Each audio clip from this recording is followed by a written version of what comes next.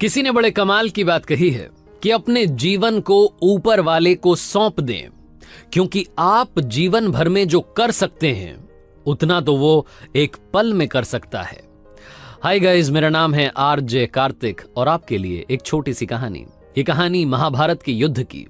युद्ध के प्रारंभ होने से पहले युद्ध भूमि को तैयार किया जा रहा था। कुरुक्षेत्र की भूमि को समतल बनाया जा रहा था, पेड़ों को हटाया जा रहा था। उस युद्ध भूमि का मुआयना करने के लिए एक दिन पहले, निरीक्षण करने के लिए भगवान श्री कृष्ण और उनके मित्र धनुर्धर अर्जुन पहुंचे। वो मुआयना कर रहे थे, देख रहे थे तैयारी किस तरीके से चल रही है। तभी एक चिड़िया उड़ती उड़ती आई और भगवान श्री कृष्ण के पास आकर के बोली कि भगवान, मुझसे क्या गलती हो गई? मेरी दुनिया आपने उजाड़ दी। यहां युद्ध भूमि को तैयार किया जा रहा है, पेड़ों को गिराया जा रहा है। एक हाथी ने आकर के मेरा पेड़ गिरा दिया। मेरा घोंसला उस पर था, वो घोंसला गिर करके जमीन पर आ गया। उसमें नन्हे नन्हे बच्चे हैं। हमारी जान बचा लीजिए भगवान, अब सब कुछ आपके हवाले है। भगवान श्री कृष्ण ने कहा कि मैं इसमें क्या कर सकता हूं, मैं तुम्हारी मदद नहीं कर सकता। ये तो नियति का पहिया है, समय का पहिया है, घूमता चला जाता है। इसमें मैं क्या कर सकता हूं बताओ? वो चिड़िया रुआसी होकर के बोली कि भगवान, मुझे बस एक इजाजत दे दीजिए।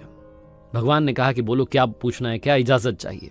तो उस चिड़िया ने कहा कि भगवान, मैं आप पर विश्वास तो कर सकती हूं ना? भगवान ने हामी भरी।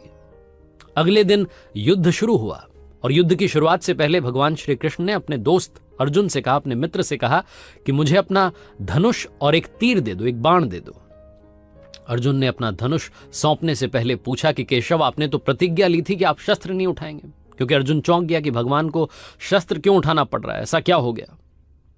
तो भगवान श्री कृष्ण ने कहा कि उस सामने हाथी देख रहे हो, उस हाथी ने उस चिड़िया का घोंसला गिराया, उस पेड़ को नष्ट कर दिया जिस पर उस चिड़िया का घोंसला था। मुझे कुछ तो करना पड़ेगा। अर्जुन समझ गया। भगवान श्री कृष्ण ने वो धनुष लिया, एक तीर छोड़ा, लेकिन ये क्या, वो तीर जाकर के हाथी को लगा ही नहीं। उसके गले में जो घंटी लटकी थी उस पर जाकर के लगा और वो घंटी नीचे जमीन पर गिर गई। अर्जुन हंसने लगा और कहने लगा कि माधव, आपसे नहीं हो पाया, मुझे मौका दीजिए। 1 मिनट में उस हाथी को नष्ट कर दूंगा, खत्म कर दूंगा। भगवान ने कहा कि नहीं नहीं, हो गया, बस इतना काफी था। अर्जुन ने भी ज्यादा सवाल जवाब नहीं किए।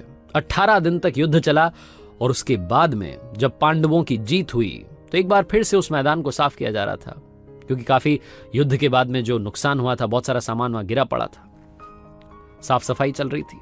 भगवान श्री कृष्ण एक बार फिर से अपने दोस्त, अपने मित्र अर्जुन के साथ में उसी भूमि का मुआयना करने के लिए निकले और अर्जुन से कहा कि एक काम कीजिए मेरे सखा, रथ से उतरिएगा और आग जाकर के नीचे वो जो घंटी रखी उसको हटा दीजिएगा। अर्जुन चौंक गया कि हमने युद्ध जीत लिया है, हम इतने महान बन चुके हैं और ये मुझे एक घंटी उठाने के लिए, युद्ध भूमि की साफ सफाई करने के लिए कह रहे हैं। लेकिन जानता था भगवान हैं, कुछ भी कह सकते हैं।